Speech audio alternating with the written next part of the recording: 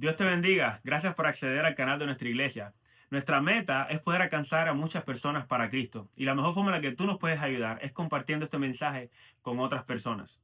Al final de este video, te agradeceríamos mucho si le das like y te suscribes para que así no te pierdas ninguna de las próximas enseñanzas. Que Dios te bendiga y te dejo con la prédica de hoy.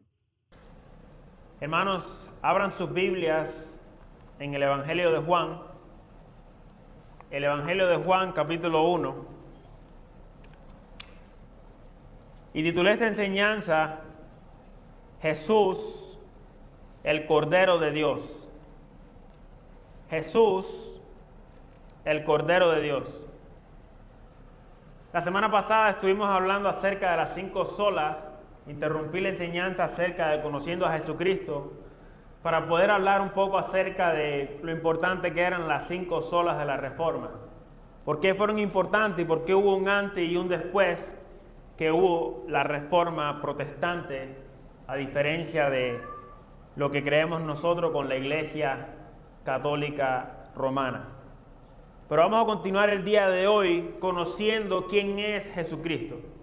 En este Evangelio de Juan, en el capítulo 17, en el versículo 3, Jesucristo dijo que esta es la vida eterna, le dice él orando a Dios el Padre. Esta es la vida eterna, que te conozcan a ti, el único Dios verdadero, y a Jesucristo quien has enviado. De manera que la vida eterna es conocer a Jesucristo. Y conocer a Jesucristo es muy importante, sobre todo en el tiempo en que estamos viviendo, porque estamos viviendo en unos tiempos que le llaman a cualquiera Jesucristo. Identifican a Jesucristo los mormones como si fuera su Dios, pero tienen ciertos atributos de Jesucristo que realmente no son los atributos que menciona la Biblia. Los testigos de Jehová, los solo Jesús y muchos otros que mencionan a Jesucristo como si fuera el mismo Dios que tenemos nosotros, pero para poder identificarlo del error tenemos que nosotros conocer quién es Jesucristo en su palabra. Y hoy veremos a Jesucristo como el Cordero de Dios. Jesucristo como el Cordero de Dios. Por eso titulé la enseñanza Jesús, el Cordero de Dios. Juan capítulo 1, versículo 29 en adelante. Juan capítulo 1, versículo 29, dice la palabra del Señor. El siguiente día vio Juan a Jesús que venía a él y dijo: He aquí el Cordero de Dios que quita el pecado del mundo. Este es aquel de quien yo dije: después de mí viene un varón, el cual es antes de mí, porque era primero que yo, y yo no le conocía, más para que fuese manifestado a Israel. Por esto vine yo bautizando con agua. También dio Juan testimonio diciendo: Vi al Espíritu que descendía del cielo como paloma y permaneció sobre él. Y yo no le conocía, pero el que me envió a bautizar con agua, aquel me dijo: sobre quien veas descender el Espíritu y que permanece sobre él, ese es el que bautiza con el Espíritu Santo. Y yo le vi y he dado testimonio de que este es el Hijo de Dios. El siguiente día otra vez estaba Juan y 2 de sus discípulos, y mirando a Jesús que andaba por allí, dijo: He aquí el Cordero de Dios. Le oyeron hablar los 2 discípulos y siguieron a Jesús. Entre todos los títulos que identifican a Cristo, el título Cordero de Dios es el que más describe su obra de redención. Y este título es un título único que nadie más recibió en todo el Antiguo Testamento, ni tampoco en el Nuevo Testamento. En el Antiguo Testamento tenemos profetas, pero dice la Biblia que Jesucristo es el profeta. En el Antiguo Testamento tenemos sacerdotes, pero dice la Biblia que Jesucristo es el sacerdote y el sumo sacerdote. En el Antiguo Testamento tenemos a reyes, pero la Biblia dice que Jesucristo es el Rey de Reyes. En el Antiguo Testamento tenemos muchas figuras que identificaban a estos hombres de Dios apuntando a Jesucristo, pero ninguno de ellos tuvo el nombre de Cordero. Ninguno de ellos tuvo el título de Cordero, porque ese era un título especial solamente para el Mesías. El puritano Thomas Watson, en su libro Body of Divinity, o Cuerpo de Divinidad, hablando de la redención de Cristo, él dice, y cito: Grande fue la obra de la creación, pero más grande es la obra de la redención. costó más redimirnos que crearnos. En la primera solo se necesitó una palabra. En la otra hubo que derramar sangre. Fin de la cita. La vida de Cristo desde su nacimiento estaba apuntando a la cruz. Desde el nacimiento de Jesús, el Evangelio describe de que Jesucristo estaba destinado a morir. Por ejemplo, cuando Jesús fue presentado en el templo para ser circuncidado, Simeón le profetizó a María y le dijo en Lucas 2:35, una espada traspasará tu misma alma, dándole a entender que ella va a tener un dolor muy fuerte a través de la muerte de su Hijo Jesucristo, y Jesucristo era un niño. De manera que Jesucristo nació en Jerusalén, en Judea, pensando todo el tiempo en la cruz. Él tenía puesta la mirada en la cruz. Desde su nacimiento se sabía que el propósito de él para venir a la tierra era morir. Y por eso es que Juan el Bautista le llama el más grande de los profetas. Porque él no hizo ningún milagro. Juan el Bautista no hizo ningún milagro. Tampoco dio una profecía acerca del fin del mundo. Pero dijo la más grande de las verdades. He aquí el Cordero de Dios. Él identificó al Mesías. Él no fue que él dijo, va a venir un Cordero, o va a venir un Mesías, o el Mesías que está predicado en el Antiguo Testamento va a venir. No, él dijo, lo vio y le dijo, ese es el Mesías. Ese es el Cordero de Dios. Es por eso que le llaman el más grande de los profetas.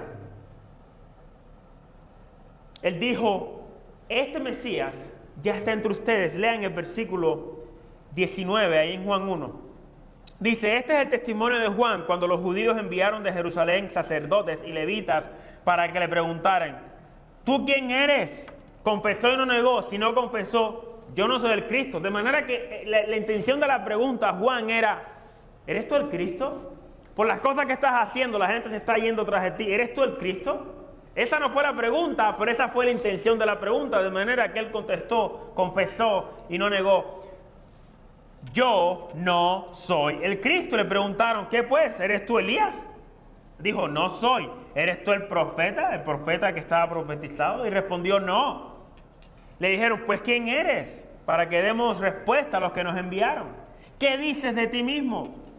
Dijo, yo soy la voz de uno que clama en el desierto. Enderezad el camino del Señor, como dijo el profeta Isaías. Y los que habían sido enviados eran de los fariseos. Y le preguntaron y le dijeron, ¿por qué entonces, si tú no eres ni el profeta, si tú no eres el Cristo, ¿por qué bautizas si tú no eres el Cristo? Ni Elías ni el profeta. Dice el versículo 26. Juan le respondió diciendo, yo bautizo con agua. Y miren esto, mas en medio de ustedes está uno a quien vosotros no conocéis. Este es el que viene después de mí, el que es antes de mí, del cual yo no soy digno de desatar la correa del calzado. Juan está diciendo, este Cristo viene después de mí, pero que es antes que yo, Él es el Cordero de Dios, pero está entre ustedes. Juan el Bautista está identificando y diciéndoles, el Mesías ya nació y el Mesías está entre nosotros, y ese Mesías es el Cordero de Dios. Él lo identificó.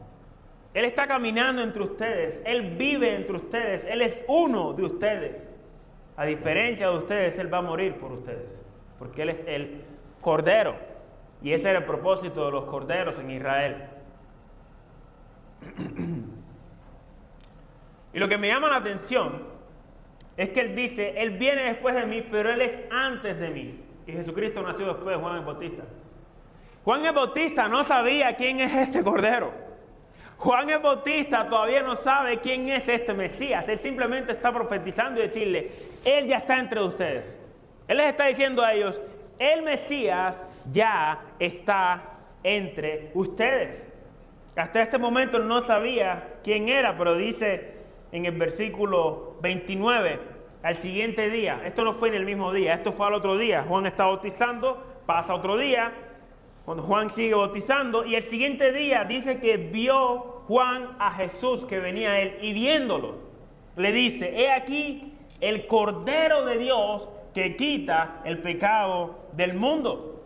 Este es aquel de quien yo dije, después de mí viene un varón, el cual es antes de mí, porque era primero que yo. Y Jesús era más joven que él. Pero él deja bien claro que él no lo conocía, dice el versículo 31. Yo no lo conocía. Yo no lo conocía a él. Pero ¿no era tu primo, Juan? No es que Jesús era tu... Bueno, la Biblia dice que eran parientes, María y su mamá. La Biblia dice que eran parientes, pero no dicen específicamente qué tipo de parientes eran. Asumimos que eran parientes cercanos como primas, de manera que podemos entender que ellos eran primos entonces. Si ellos eran primos, entonces quiere decir que ellos ya se conocían.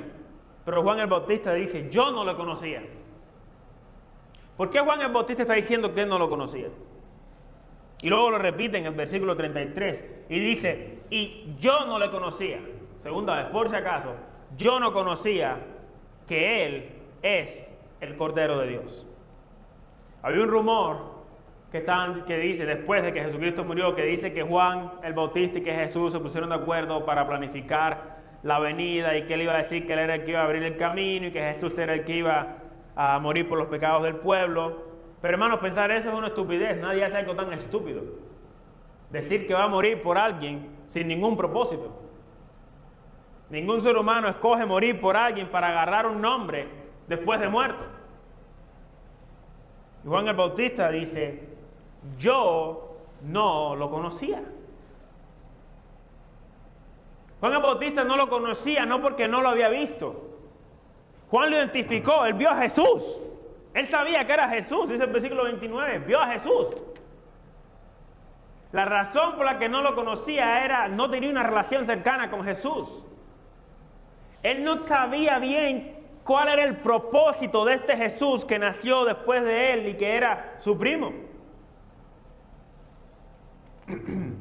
Él lo vio y él lo identificó. Y la razón por la que lo identificó fue porque el Espíritu Santo vino sobre Jesús. Miren cómo dice el versículo 33.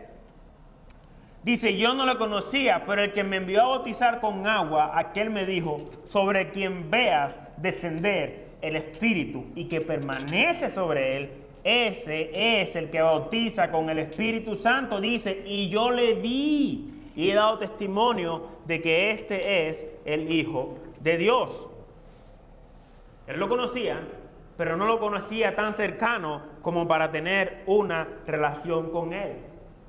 En Lucas 1:5 dice la Biblia que el papá de Juan el Bautista era Zacarías. Él era un sacerdote y le estaba presentando una ofrenda. En ese momento se le presenta el ángel y es cuando le dice, vas a tener un hijo y va a ser Juan.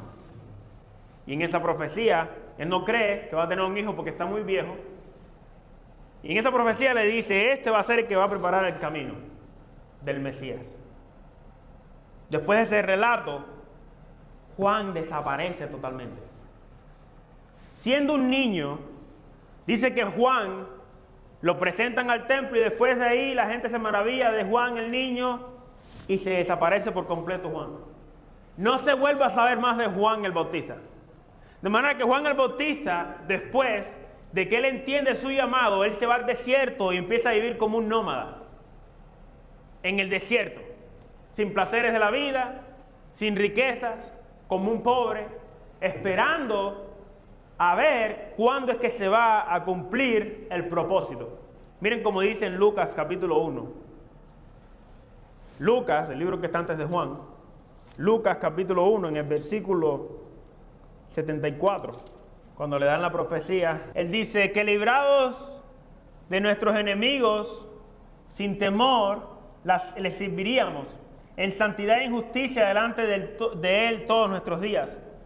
Y tú, niño, profeta del Altísimo, serás llamado porque irás delante de la presencia del Señor para preparar sus caminos, para dar conocimiento de salvación a su pueblo, para perdón de sus pecados, por la entrañable misericordia de nuestro Dios, con que nos visitó desde lo alto la aurora, para dar luz a los que habitan en tinieblas y en sombra de muerte, para encaminar nuestros pies por caminos de paz. Versículo 80, y el niño crecía y se fortalecía en espíritu y estuvo en lugares desiertos hasta el día de su manifestación a Israel. Hasta el día de su manifestación a Israel. Probablemente él no tuvo ningún contacto cercano con Jesús, porque después de ahí, él se fue al desierto hasta el día de su manifestación en Israel. Pero luego de repente, él aparece de nuevo. En el capítulo 3, versículo 2 dice: y siendo sumos sacerdotes Anás y Caifás, vino, miren esto, vino palabra de Dios a Juan, hijo de Zacarías, en el desierto. Esta es la última vez que se escucha así: vino palabra de Dios a un profeta. Vino palabra de Dios a Juan, dice, estando en el desierto, dice, y él fue por toda la región contigua al Jordán, predicando el bautismo del arrepentimiento para perdón de pecados. De Juan no se sabía nada. Esto fue él en su nacimiento y luego se perdió, probablemente por unos 20 y pico de años, hasta como probablemente los 30 años, volvió a surgir. Y sale de la nada diciendo: arrepentíos y convertíos. Es por eso que él es el Elías que prepararía el camino. Como Elías tornó el corazón del pueblo de Israel a Dios, así el Juan el Bautista iba a tornar el pueblo al corazón a Dios a través de Jesucristo. Él iba a poder guiarlos a ellos a quién es el Mesías, quién es el Cordero de Dios. Y sus discípulos lo querían seguir. Y en Juan capítulo 1, en el versículo 35 que leímos, él dice: al siguiente día otra vez estaba Juan y dos de sus discípulos. Y mirando a Jesús que andaba por allí, Jesús andaba simplemente caminando por allí, y les dijo a ellos: he aquí el Cordero de Dios. Se lo vuelvo a repetir. Lo oyeron hablar los discípulos y siguieron a Jesús. De manera que ya Juan está diciendo: yo ya cumplí con mi propósito, yo preparé el camino, yo prediqué quién era el Mesías, yo apunté al Mesías, de aquí en adelante ya no me siguen a mí, ahora sigan a Jesucristo. Y eso es lo que tiene que hacer cualquier predicador y cualquier pastor. No es a mí a quien tienen que seguir, es a Cristo. Es a Cristo. No somos seguidores de hombre, somos seguidores de Jesucristo. Él quería que no tuvieran los ojos en él. Es por eso que él dice: yo simplemente soy una voz que clama. Pero él es la palabra. Él es la palabra. Él es el verbo de Dios. Él quería que ellos entendieran que Jesucristo es el Cordero. Ahora, hermanos, para que entiendan bien este término, el Cordero, quiero que vayamos a las Escrituras y veamos en las Escrituras qué representa ser este Cordero. Y note bien que la Biblia no dice que Él es un Cordero, sino que dice que Él es el Cordero. Y eso es importante notar, porque hay una diferencia entre decir que yo soy un discípulo a yo decir yo soy el discípulo. Cuando tú te pones como Él, tú estás hablando de que eres el único, que eres el representante, que eres el cabeza. Porque esto hace una distinción muy grande. Él es el Cordero de Dios. Dios no tenía varios corderos para ser sacrificados, Él tenía un solo Cordero. Y desde el principio Dios hizo un diseño de redención para poder mantener una relación con el hombre y no castigar al hombre eternamente. Dice Hebreos 9:22 que sin derramamiento de sangre no se hace remisión por los pecados. En Génesis 3:21 dice que Dios hizo a Adán y a Eva túnicas de pieles y los vistió. Eso fue desde el principio. De manera que si había túnicas de pieles, quiere decir que hubo un sacrificio de un animal ahí. Probablemente un cordero. Quiere decir que hubo un sacrificio y ellos presenciaron la muerte de un animal que representaba la muerte espiritual de ellos. Imagínense, ellos son casi como bebés en la tierra. Y ahora están presenciando el sacrificio de un animal enfrente de ellos, sacrificado para que ellos se puedan vestir ahora, como que el animal ahora los está cubriendo por sus pecados. Eso representaba cubrir los pecados de ellos. Cuando Dios le pidió a Abraham que ofreciese a Isaac para probarlo, en Génesis 22:7, dice en el versículo 7 que Isaac le pregunta a Abraham, le dice: tenemos fuego y leña, pero ¿dónde está el cordero para el holocausto?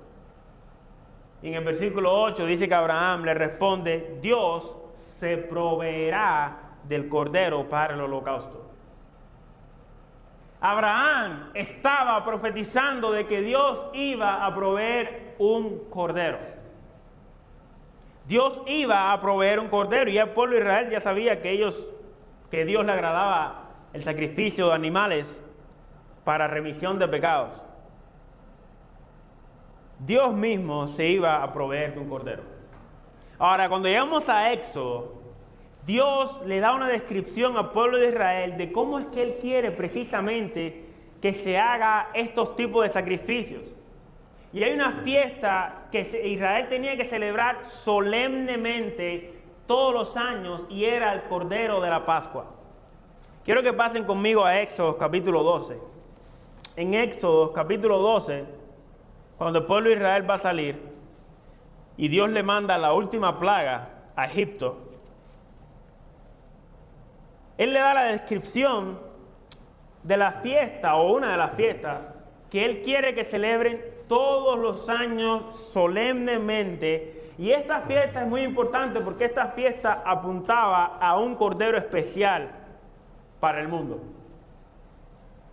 En Éxodo capítulo 12, en el versículo 1 en adelante, la palabra del Señor dice: habló Jehová a Moisés y a Aarón en la tierra de Egipto, diciendo: este mes os será principio de los meses. Para vosotros será este el primero en los meses del año. Hablad a toda la congregación de Israel diciendo: en el 10 de este mes, tómese cada uno un cordero según la familia de los padres. Un cordero por familia. Mas si la familia fuere tan pequeña que no baste para comer el cordero, entonces él y su vecino inmediato a su casa tomarán uno según el número de las personas, conforme al comer de cada hombre, haréis la cuenta sobre el cordero. El animal será sin defecto, y esto es importante que lo marquen. El animal será sin defecto, macho de 1 año. Lo tomaréis de las ovejas o de las cabras, y los guardaréis hasta el día 14 de este mes. Y lo inmolará toda la congregación del pueblo de Israel entre las 2 tardes. Y tomarán de la sangre y la pondrán en los 2 postes, en los dinteles de la casa en que lo han de comer. Y aquella noche comerán la carne asada al fuego y panes sin levaduras, con hierbas amargas lo comerán. Ninguna cosa comeréis de él cruda, ni cocida en agua, sino asada al fuego, su cabeza con sus pies y sus entrañas. Ninguna cosa dejaréis de él hasta la mañana. Y lo que quedare hasta la mañana lo quemaréis en el fuego, y lo comeréis así, ceñidos vuestros lomos y vuestros calzados en vuestros pies, y vuestro bordón en vuestra mano, y lo comeréis apresuradamente. Es la Pascua de Jehová. Pues yo pasaré aquella noche por la tierra de Egipto, y heriré a todo primogénito en la tierra de Egipto, así de los hombres como de las bestias, y ejecutaré mis juicios en todos los dioses de Egipto, yo Jehová. Y la sangre os será por señal en las casas donde vosotros estéis, y veré la sangre, y pasaré de vosotros, y no habrá en vosotros plaga de mortandad cuando hiere la tierra de Egipto. Dios no era vegano, hermano. Les manda a comer el cordero. Pero además de esto, lo que me llama la atención es de que ellos tenían que sacrificar este cordero, y con la sangre de ese cordero tenían que poner los dinteles, cubrir los dinteles de la puerta, los marcos de la puerta, para que cuando Dios pasara, la gente cree que fue el diablo el que pasó. Dios pasó y Dios mató a todos. La ira de Dios fue derramada en Egipto, y por la representación de esa sangre en los dinteles fue que la ira de Dios se aplacó y pasó de largo. Porque sin derramamiento de sangre no hay remisión. Hasta los israelitas podían haber muerto si no ponían esa sangre sobre el marco de esas puertas. Y Él les dice a ellos: yo voy a pasar y heriré a todos, y ustedes tienen que poner esa sangre. Esa sangre representaba lo que Jesucristo iba a hacer en la cruz del Calvario. Lo que Jesucristo estaba a punto de hacer por el pueblo de Israel. Ese cordero que ellos tenían que sacrificar tenía que ser un cordero sin defecto. Tiene que ser un cordero limpio. En Deuteronomio 17:1 dice que el cordero con defecto era abominación para Dios. Un cordero con defectos era una abominación para Dios, de manera que los corderos que tenían que ofrecer tenían que ser corderos perfectos.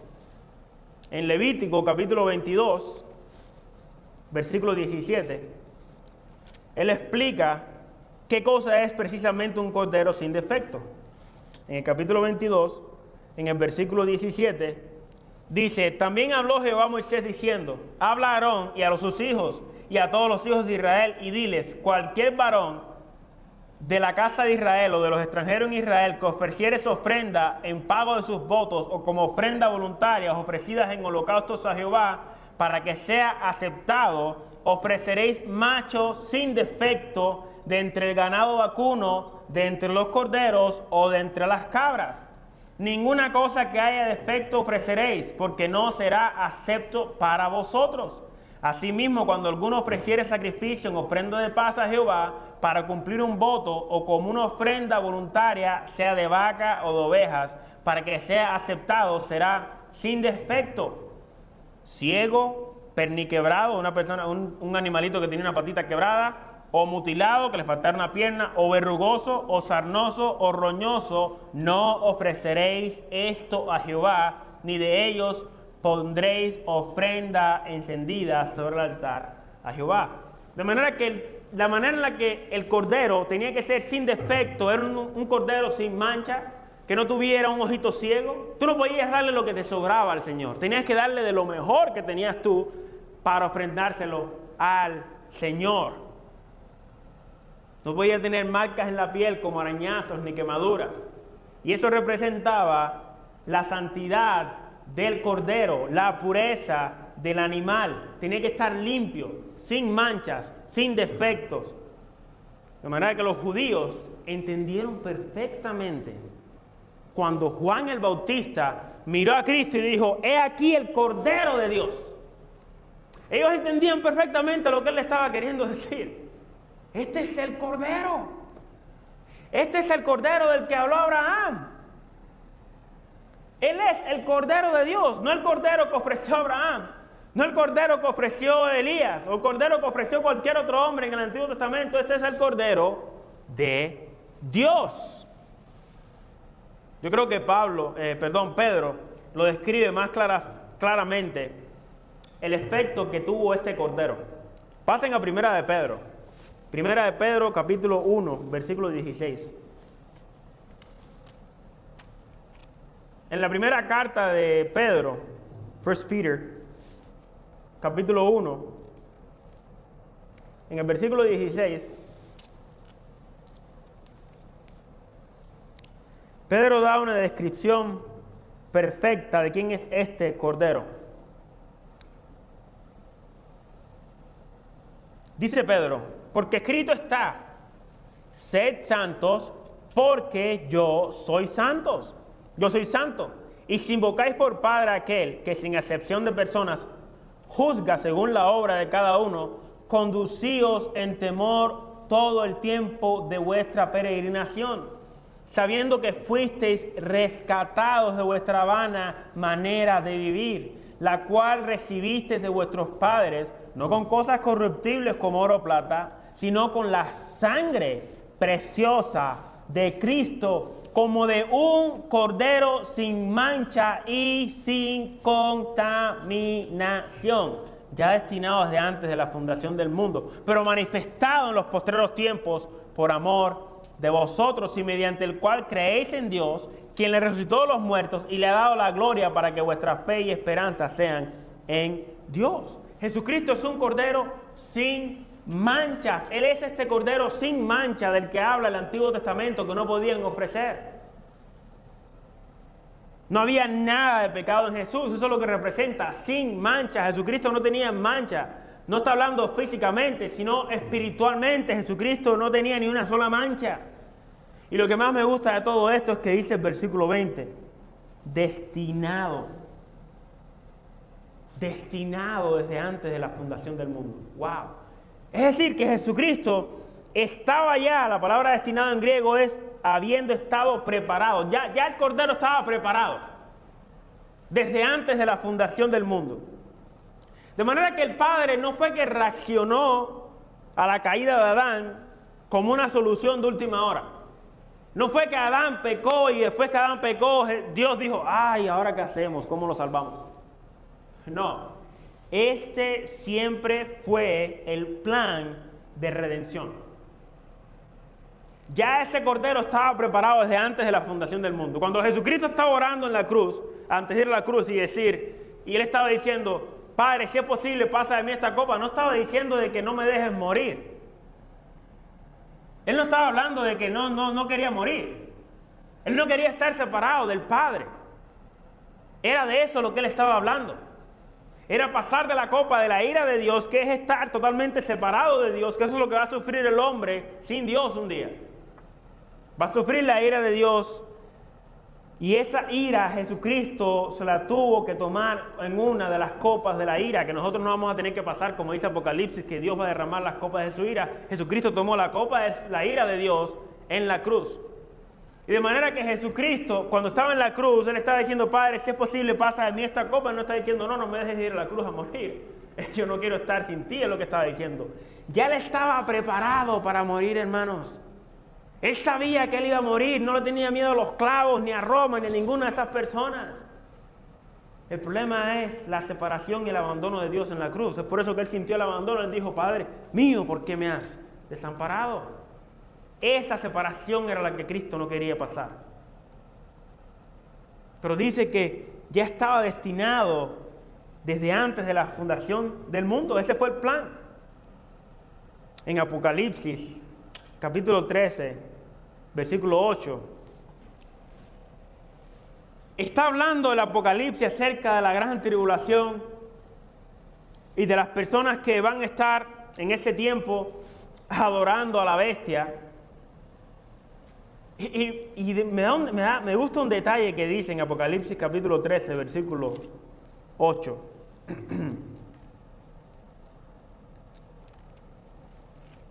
Dice, y la adoraron todos los moradores de la tierra, escuchen bien, todos cuyos nombres no estaban escritos en el libro de la vida del Cordero, que fue inmolado desde el principio del mundo. ¡Wow! Dice la Biblia que el Cordero ya fue inmolado desde el principio del mundo. ¿Cómo puede ser esto? ¿Cómo estas dos cosas pueden ser verdad? ¿Cómo puede ser que Cristo fue inmolado desde el principio del mundo y a la misma vez fue inmolado después de 2000 años, después de que el mundo fue creado? ¿Cómo fue eso? Bueno, ya ante los ojos de Dios, la predestinación sucede antes de que suceda. Ya está hecho antes de que suceda. Es por eso que la Biblia dice que Dios llama las cosas que no son como si fuesen. Él es el que tiene el poder para crear las cosas antes de que sucedan. Él no necesita ver para pintar o dibujar o hacer una creación. Él tiene el poder para crear las cosas sin verlas. Nosotros vemos las cosas, las imaginamos y podemos dibujar o podemos hacer una creación o crear algo. Dios crea las cosas de la nada. Y Dios ya había diseñado a su Cordero desde antes de la fundación del mundo. Ya estaba destinado a morir, ya estaba hecho ante los ojos de Dios, ya estaba hecho. Eso no fue una opción que Dios tuvo y dice, bueno, deja ver cómo ahora salvamos a la humanidad. Ya estaba hecho antes de que el mundo fuera creado, ya estaba diseñado así. Ya estaba diseñado así. Y dice Pedro, versículo 21 al 22, dice, mediante el cual creéis en Dios, quien le resucitó de los muertos y le ha dado gloria, para que vuestra fe y esperanza sean en Dios, habiendo purificado vuestras almas por la obediencia a la verdad mediante el Espíritu, para el amor fraternal no fingido, amados unos a otros entrañablemente de corazón puro. Jesucristo dice que mediante Él fuimos purificados. El sacrificio de Jesucristo nos ayudó para que nosotros seamos purificados. Él era el Cordero limpio, pero a través de su muerte Él nos limpió a nosotros, que estábamos manchados de pecado, estábamos sucios en delitos y pecados. Es como dice 1 Corintios 6:11. Ya habéis sido lavados, ya habéis sido santificados, ya habéis sido justificados. En la sangre de Cristo ya eso sucedió. Y lo que más me encanta es que dice que la sangre de Cristo es preciosa, versículo 19. Sino con la sangre preciosa de Cristo, como de un cordero sin mancha y sin contaminación. La sangre de Jesucristo es preciosa, no es cualquier sangre. Es la sangre que limpia todo pecado. Es lo que dice 1 de Juan, capítulo 1, versículo 7. Que si andamos en luz, como Él está en la luz, tenemos comunión los unos con los otros y la sangre de Jesucristo, el Hijo, nos limpia de todo pecado. Eso es el poder que tiene la sangre de Cristo. Nos limpia de todo pecado. A través de su muerte, el Cordero Santo y limpio se ensució con nuestros pecados para que nosotros seamos lavados a través de su sangre. La sangre de Jesucristo nos limpia de todo pecado. Y la sangre, hermano, se refiere a su muerte. Si Cristo no hubiera sangrado, si Jesucristo hubiera sangrado y no hubiera muerto, la sangre no hubiera tenido ningún efecto. La sangre debía de ser visible en la muerte, porque dice Levíticos 17:11 que la vida de la carne está en su sangre. La vida de la carne está en la sangre, de manera que la sangre tenía que ser visible para mostrar una muerte horrenda, una muerte terrible, una muerte sangrienta. Ese fue el diseño de Dios en los sacrificios. En vez de matar al animal a garrotazos, o asfixiarlo, o estrangularlo, o quemarlo, lo tenían que sacrificar con sangre, lo tenían que degollar, hasta que derramara la sangre y quedara muerto el animal. Era una muerte trágica porque la sangre representaba la muerte del animal. Ustedes saben que existen muchas supersticiones evangélicas, ¿no? Hay evangélicos supersticiosos.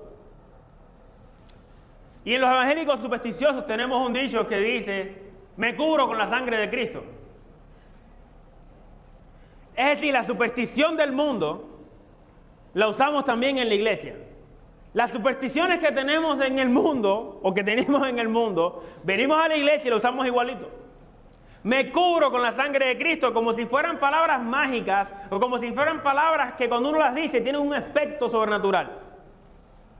Hermanos, la crucifixión no fue expresada solo en la pérdida de sangre, sino en la muerte. En la muerte. Y tampoco es que el fluido de la sangre de Cristo tenía ningún poder.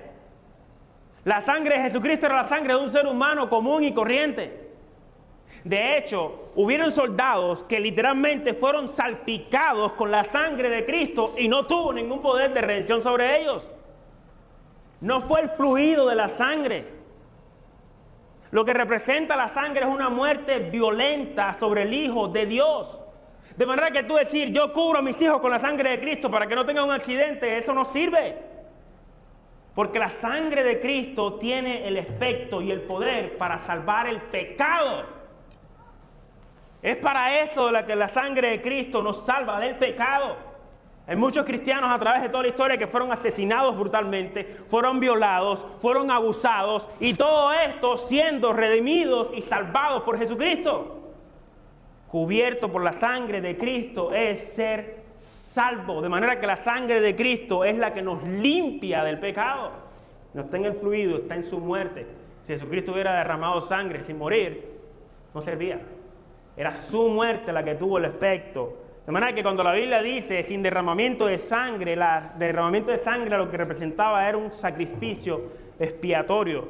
Expiatorio es que una persona toma el lugar del resto, se sacrifica por el resto. La muerte tenía que ser expresada con una sangre visible, que vieran derramar sangre. Dice en Romanos 5 que fuimos justificados por su sangre. Y eso lo que representa es que fuimos reconciliados con la muerte de Cristo. De manera que tú no puedes decir, me cubro con la sangre de Cristo para irme al trabajo. Porque eso no tiene nada que ver con eso. No tiene nada que ver con eso. Es sacar la Biblia del contexto y usar a Jesucristo como te dé la gana. Y Él ya desde antes de la fundación del mundo, dice que ya había predestinado a este Cordero sin mancha. Ya la purificación tuya y mía ya estaba destinada desde antes de la fundación del mundo. De manera que tú no fuiste un accidente para Dios. Tú no fuiste un accidente delante de los ojos de Dios. Ya estaba ya destinado, ya estaba ya planificado de antemano para que tú seas salvo. Para que Jesucristo te limpiara de todos tus pecados.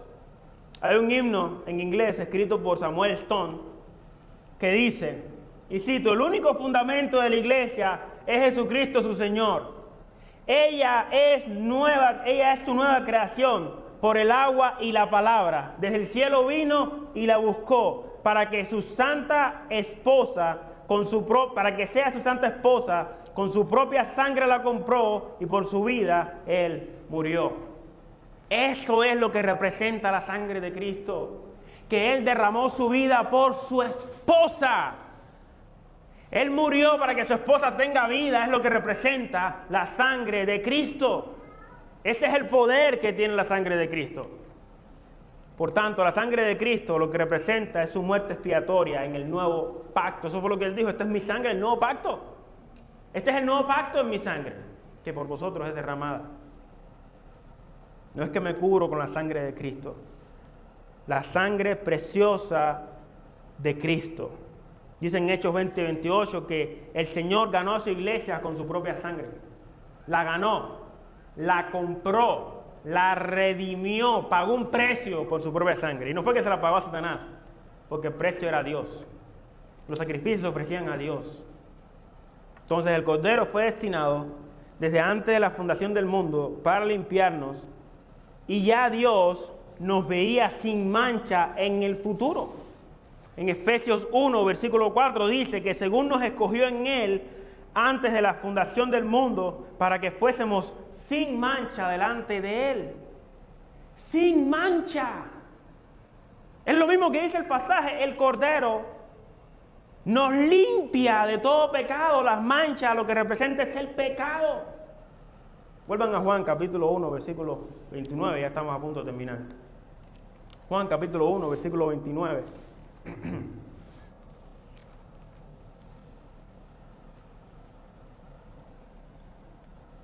Dice, en el siguiente día vio Juan a Jesús que venía a él y diciendo, he aquí el Cordero de Dios que quita el pecado del mundo. Ese es el poder que tiene la sangre de Jesucristo. Quita el pecado del mundo. En el Antiguo Testamento dice que los animales o la sangre de los animales lo que hacía era cubrir el pecado. Era como tapar una herida, pero no realmente curar la herida. Pero dice que la sangre de Jesucristo quita el pecado del mundo. Ahora es importante saber esto, que cuando la Biblia dice el mundo, no está hablando específicamente de que Él salvó a todo el mundo, porque en ese caso entonces falló el sacrificio de Jesús. Tienen que entender esto. Cuando Juan está narrando el libro de los Evangelios, en el libro de los Evangelios, los judíos en ese tiempo creían que ellos eran el único pueblo que Dios iba a salvar. Es por eso que si leen en el versículo 6, dice, hubo un hombre enviado de Dios, el cual se llamaba Juan. Este vino por testimonio para que diese testimonio de la luz, a fin de que todos creyesen por él. No era él la luz, sino para que diese testimonio de la luz.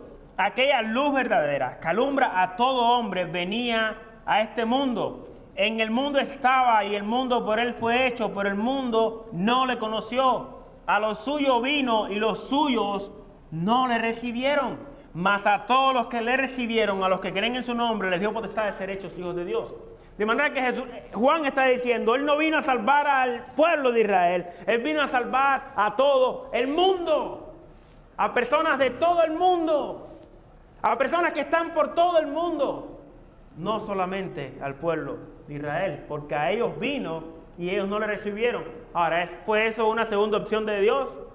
Bueno, como me rechazaron, bueno, ahora voy a ir a salvar a los gentiles. No. Dice la Biblia que ese fue el plan desde antes de la creación del mundo. Ese fue siempre el plan. Ese no fue un plan B, ese fue siempre el plan. Él iba a venir y ahí estaba planificado que lo iban a rechazar y de que iba a morir. Y a través de su muerte iba a salvar a todo el mundo. Es por eso que dice que quita el pecado del mundo. Ahora escucha bien, estas palabras del Cordero son muy importantes. Es muy importante que tú entiendas que Jesucristo es el único sacrificio que puede quitar tus pecados. Y si tú no te arrepientes de tus pecados, estás pisoteando la sangre de Jesucristo. Escucha las palabras de Juan, capítulo 3, versículo 35. Ahí en Juan, capítulo 3, en el versículo 35. Juan da un comentario acerca de Jesús. Y él dice esto: el Padre ama al Hijo y todas las cosas se han entregado en su mano. El que cree en el Hijo tiene vida eterna, pero el que rehúsa creer en el Hijo no verá la vida, sino que la ira de Dios está sobre él. Ese Dios de amor, que dice ahí en Juan 3:16, que dio a su Hijo al mundo por amor, ese mismo Dios de amor es el que un día va a regresar con ira por haber rechazado a ese Hijo. Porque ese Hijo es el único sacrificio que puede verdaderamente limpiar tus pecados. Él es tu abogado si crees en Jesucristo, pero es tu juez si lo rechazas, por cada uno de tus pecados. De manera que tú, escuchando esta verdad, no tienes ninguna excusa. No tienes ninguna excusa. Jesucristo es el Cordero de Dios, y si lo rechazas vendrán juicios sobre tu vida. En Hebreos capítulo 10, versículo 26, Hebreos lo describe, yo creo que de una manera un poco más fuerte todavía. En el capítulo 10, versículo 26, hablando acerca de todos los que rechazan al único Cordero, al único sacrificio perfecto de Dios, dice en el versículo 26, porque si pecáramos voluntariamente, después de haber recibido el conocimiento de la verdad, escucha bien, si tú pecas voluntariamente, sabiendo que Jesucristo es el Cordero de Dios y escoges rechazarlo, escucha lo que dice: ya no queda más sacrificio por los pecados, sino una horrenda expectación de juicio y de hervor de fuego que ha de devorar a los adversarios. El que viola la ley de Moisés por el testimonio de 2 o 3 testigos muere irremisiblemente. ¿Cuánto mayor castigo pensáis que merecerá el que pisoteare al Hijo de Dios y tuviere por inmunda la sangre del pacto en el cual fue santificado e hiciere afrenta al Espíritu de gracia? Pues conocemos al que dijo: mía es la venganza, yo daré el pago, dice el Señor. Y otra vez, el Señor juzgará a su pueblo. Versículo 31, horrenda cosa es caer en manos del Dios vivo. De manera que rechazar esta verdad de que Jesucristo es el Cordero de Dios, que es lo que estaban haciendo los israelitas en el libro de Hebreos, estaban rechazando que Jesús es el Cordero, que Jesús es el sumo sacerdote, que Jesús es la verdad y la vida. Rechazar esa verdad, después de haberla entendido y conocido, es pisotear la sangre del Cordero. Es como después de haber hecho un sacrificio, pararte enfrente del Cordero y pisar toda su sangre. Es eso, rechazar a Jesucristo. Es duro, pero esa es la verdad de las Escrituras.